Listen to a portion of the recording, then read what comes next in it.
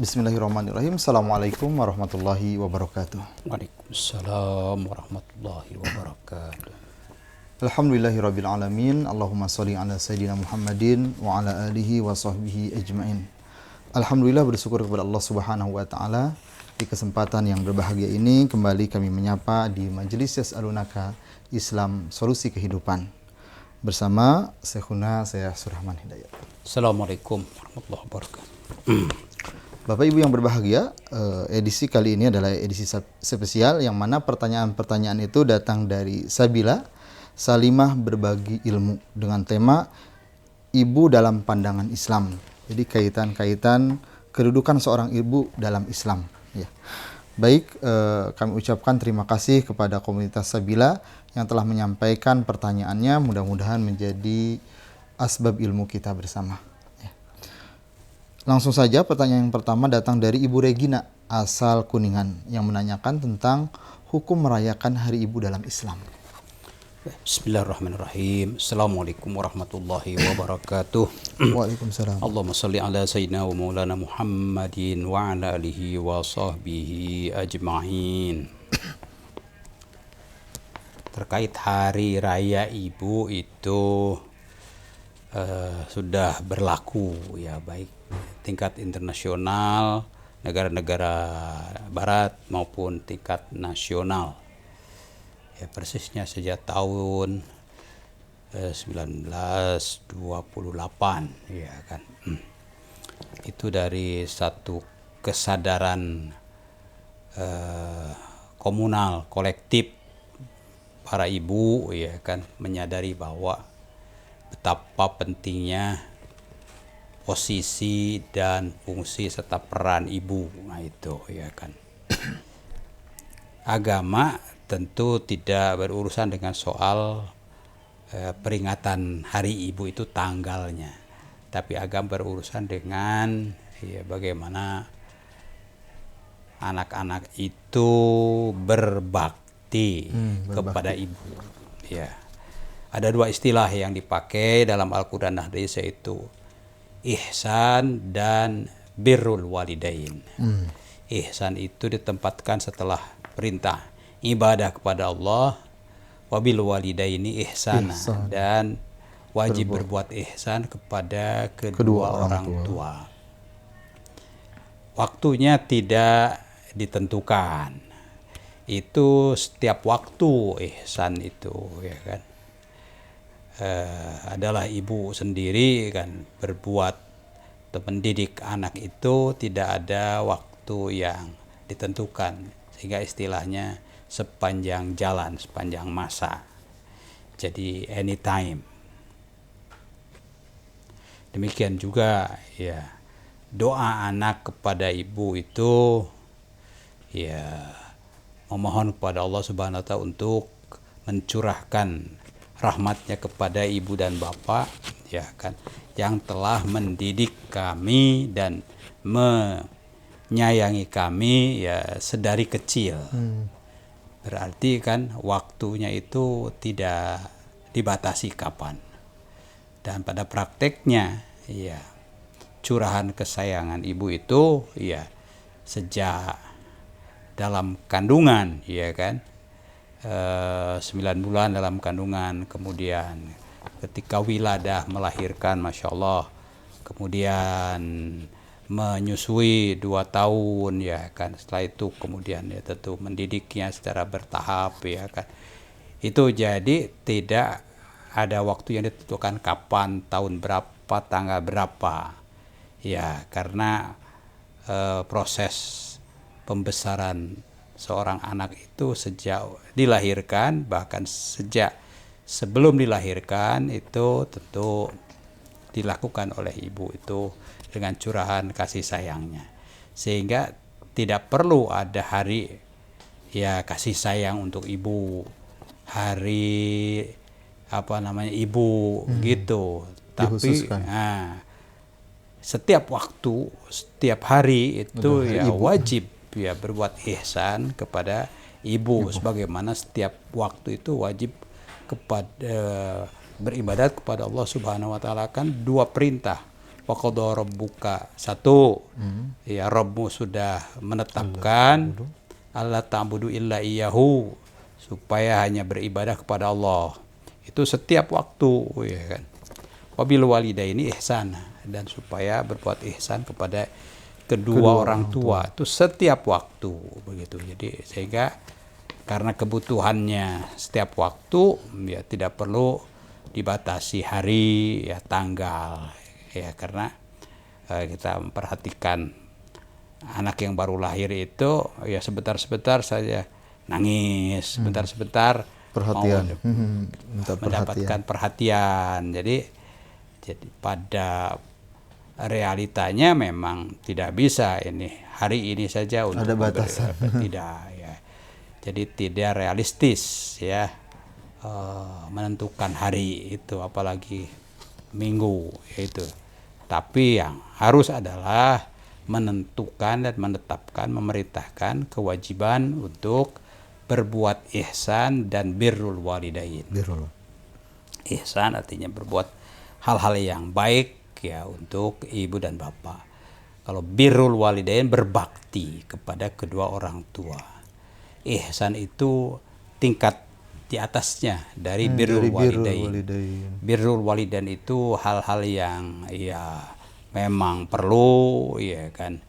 Lalu ihsan itu lebih dari sekedar yang perlu, tapi yang baik dilakukan, ya itulah yang harus diberikan untuk ibu dan bapak. Sehingga soal bolehkah ya merayakan hari ibu, berarti itu soal budaya, bukan soal agama. Kalau budaya itu pertimbangannya adalah kemaslahatan. Ya, kalau kemaslahatannya ini untuk ada kebaikan, kekompakan, semangat kebersamaan, itu boleh, itu kan. Itu tergantung, di situ ada kemaslahatan, di situ ada kebolehan. Di statusnya kebolehan saja. Ya, semakin kuat kemaslahatannya, semakin tentu saja anjuran itu kuat, begitu. Itu soal hari ibu, ya kan. Tanpa timingnya kapan, ya sesuai dengan tentu saja konteks kemaslahatan. Bisa saja supaya lebih meriah, ya disepakati ya hari atau bulan, bahkan minta kepada pemerintah untuk ditetapkan hari tertentu ibu secara nasional supaya serentak, lebih meriah, lebih mantap. Itu boleh, tapi tidak harus begitu. Itu mengenai hukum merayakan hari ibu itu. Wallahu a'lam. Baik, terima kasih atas pencerahannya. Ya. Pertanyaan berikutnya datang dari Ibu Rahmawati yang menanyakan terkait kewajiban seorang ibu terhadap anaknya. Karena dikatakan madrasatul ula, bahwa seorang ibu itu adalah sekolah yang pertama bagi anaknya. Batasannya seperti apa? Ya, madrasatul ula itu ya wawasan, pandangan, ya tentu saja sebagian ahli, ya kan. Ya. Bahkan para ahli pendidikan itu yang namanya tarbiyah itu, ya lembaganya adalah madrasah, itu adalah long life, ya kebutuhan anak itu terhadap ya pendidikan itu long life, ya sepanjang hayat, kan begitu, ya. Jadi karena long life itu makanya Al-Madrasatul Ula memang yang pertama kali memberikan kasih sayang, ya pastilah ibu. Karena ibulah yang mengandung, lalu ibulah yang menyusui, dan seterusnya. Selain ibu tentu saja hanya membantu sifatnya, ya kan. Itu jadi tetap saja dia madrasah sepanjang hayat, ya, karena long life education. Pendidikan itu bersifat sepanjang hayat, ya kan. Sampai anak itu dewasa masih memerlukan arahan, ya bimbingan, nasihat ibunya, kan begitu, ya kan. Dalam konteks perkembangan sekarang ini, mau pemilu, ya kan, ada seorang tentu saja udah dewasa, pemuda lah ya. Ditanya oleh ibunya itu, Fulan mau pilih siapa? Kan begitu. Anak ini belum menentukan pilihannya. Saya belum menentukan pilihan, Bu, ya kan. Bahkan saya berpikir mungkin tidak memilih. Ibunya kaget, ya kan. Kamu tetap memilih, ya ikuti gandoli ibu, artinya ikuti apa kata ibu. Nah, gitu ya. Itu pendidikan juga berarti. Pendidikan juga politik. itu, pendidikan politik malah. Bahkan ibunya kan yang lebih mengarahkan, punya lebih tahu wawasan. Ya bantu, ya perjuangkan, ya Anies Baswedan. Kan begitu kata ibunya. Sementara anaknya belum ada kesimpulan. Jadi ibunya dalam hal ini lebih mampu ya membaca, iya kan, membaca situasi lalu menyimpulkan, ya bahkan memberikan perintah ya seolah-olah kepada anaknya, gandoli ibu, ya apa namanya, perjuangkan, bantu Anies Baswedan. Seperti itu. Amin.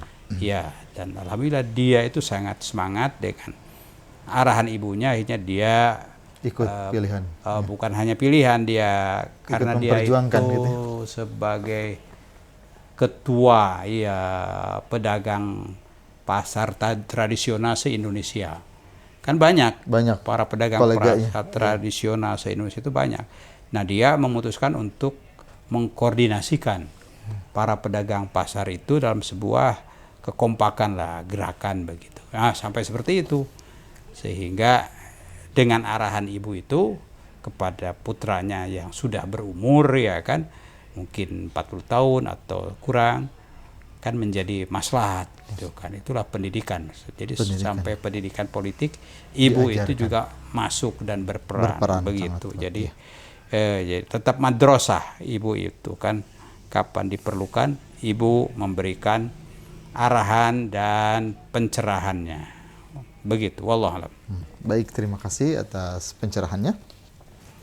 Pertanyaan berikutnya datang dari Ibu Ida Rosmayanti asal Ciamis yang menanyakan terkait mana yang harus diutamakan atau didahulukan, ibadah haji untuk sendiri ataupun ibadah haji untuk orang tua dalam rangka birrul walidain, sedangkan dananya terbatas.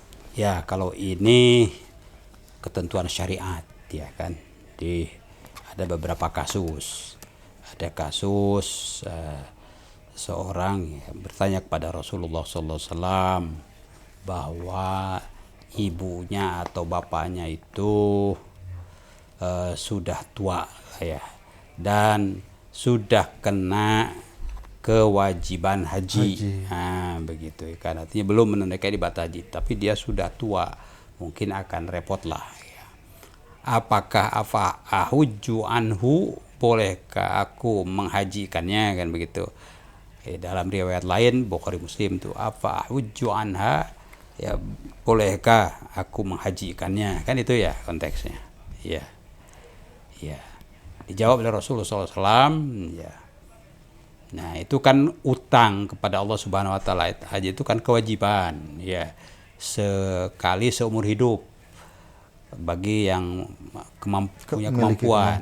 Nah, berarti bapak ibunya sudah mampu secara ekonomi, tapi uzur secara umur dan mungkin kesehatan, ya kan, lansia. Ya. Makanya anaknya itu bertanya kepada Rasulullah SAW, bagaimana, kan begitu, bolehkah aku yang menghajikannya. Nah, boleh tidaknya itu jawab, itu kan utang ibu bapamu, ya. Bolehkah kalau ibu bapakmu punya utang, kamu saurin, kan begitu, kamu yang bayarin, boleh nggak? Oh boleh ya. Itu utang kepada sesama manusia, ini utang kepada Allah, ya kan, lebih diutamakan dari sisi bolehnya. Cuma mana dulu, nah ini ada kasus lain, haji kita dulu ya itu dulu. Jadi seseorang itu bertalbiyah, kemudian labbaik Allahumma kan an syubrumah, ya sahabatnya atau temannya begitu, Lalu ditanya, siapa sumber rumah itu? Itu sahabatku, kan begitu. Oh ya bagus ya. Apakah kamu sudah bertalbiyah, berhaji untuk dirimu? Oh belum. Kamu dulu ya kan. Iya. Haji untuk dan atas nama dirimu, baru untuk yang lain. lainnya. Berarti yang lainnya berlaku untuk kedua orang tua juga, ataupun iya. untuk yang lain. Ya badal haji lah bahasa kita itu. Jadi harus pribadi dulu, lalu yang lain Yang lainnya. begitu. Dari sisi bolehnya boleh, apalagi kepada ibu dan bapak ya kan, karena itu utang kepada Allah. Tetapi bertalbiyahnya, niatnya itu menunaikannya atas nama siapa? Nah ini harus atas nama pribadi yang bersangkutan dulu gitu. Utangnya dulu bayar, baru nyaurin utang yang lain kan gitu. Wallah a'lam. Baik, terima kasih atas pencerahannya. Pertanyaan berikutnya datang dari Ibu Pita asal Ciamis yang menanyakan bagaimana supaya kita bisa selaras dan bersinergi bersama pasangan dalam mendidik anak-anak kita supaya mencetak anak-anak yang soleh dan soleh. Terkadang beda pendapat antara suami dan istri. Dalam Al-Quran kan doa kita yang dianjurkan itu kama robbayani soghiro, sebagaimana keduanya itu telah mendidikku, membesarkanku. Robbayani berarti ibu dan bapak, ya kan, kompak. Tidak ibu saja, tidak bapak saja. Ini kan kama robbayani soghiro itu satu isyarat bahwa ibu bapak harus kompak dalam mentarbiyah itu, ya kan. Tentu ya harus selaras ya, bersinergi, tidak Diserahkan berbeda aja, pendapat, enggak ya kan. Ya apalagi menginginkan mencetak anaknya yang soleh dan soleha, tentu kedua orang tuanya harus soleh dan soleha. Orang yang soleh dan soleha tentu saja kompak ya kan dalam menunaikan kewajiban tarbiyah pada anak-anaknya ya kan. Jadi isyarat kama robbayani sogi itu kompak, ibu dan bapak mentarbiyah dengan tolong menolong ya. Mungkin kalau perlu dipangku secara fisik begitu kan, ya gantian ya kan. Ibu dulu ya, kalau ibunya ada segedang nulis atau apa begitu kan, gantian dengan bapak kan begitu. Itu jadi ya kekompakan itu niscaya itu agar doa kama robbayani shoghiro itu dapat dilaksanakan. Dan doa itu luar biasa ya kan, seperti nanti akan dijelaskan dalam konteksnya insyaallah.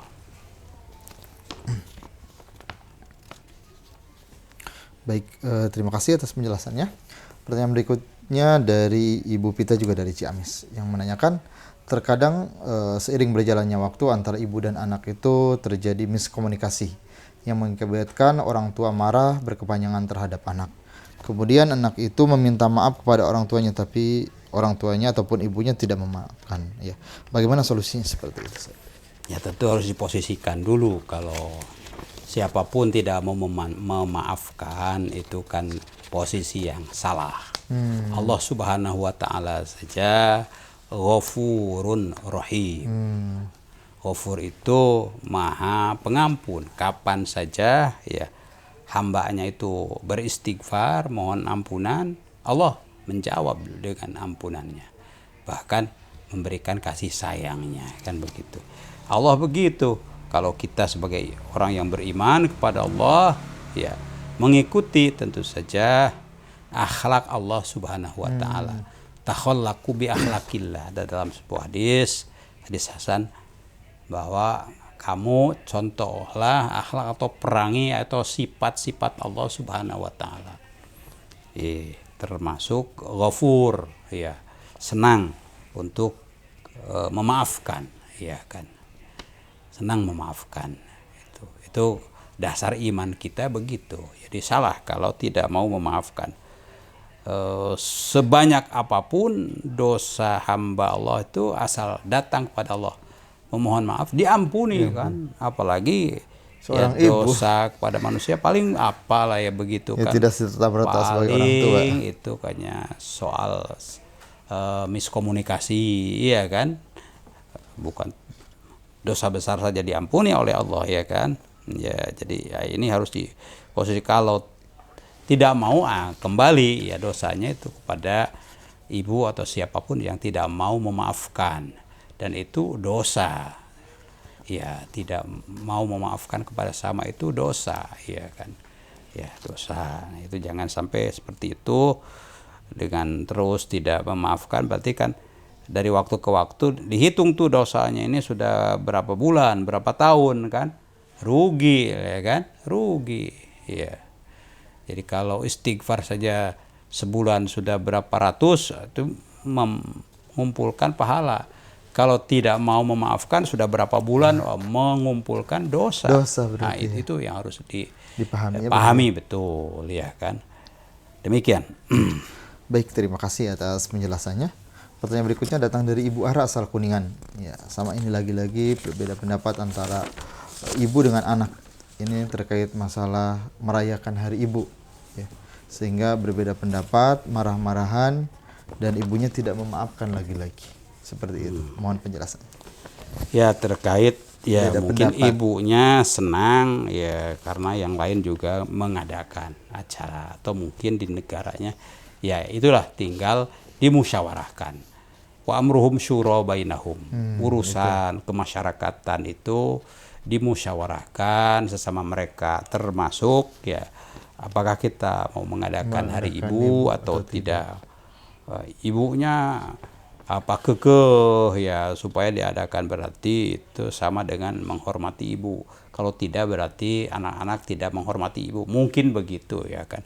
Ya, kalau kemaslahatannya untuk menyenangkan ibu, ihsan itu kan termasuk menyenangkan, ya kan. Ya, sesuatu yang mubah itu bisa menjadi dianjurkan. Kalau tidak mengikuti kehendak mauan ibu, ini mungkin ibunya merasa terluka, ya kan. Ya diikuti itu. Itu dari sisi Syuro ya. Ya, syuro disyurokan, lalu untuk memilih mana yang lebih maslahat. Oh, di sini ada kemaslahatan, berarti irdo, ya, sebab ridho Allah itu ada pada keridhoan kedua orang tua. Dalam hal ini ibu ridho kalau memang diadakan, ya kan. Ya, itu. Maka ya Allah juga ridho. Ya, kalau Allah ridho berarti sesuatu itu Ada kebaikan. ya ada kebaikannya di situ. Wallahu a'lam.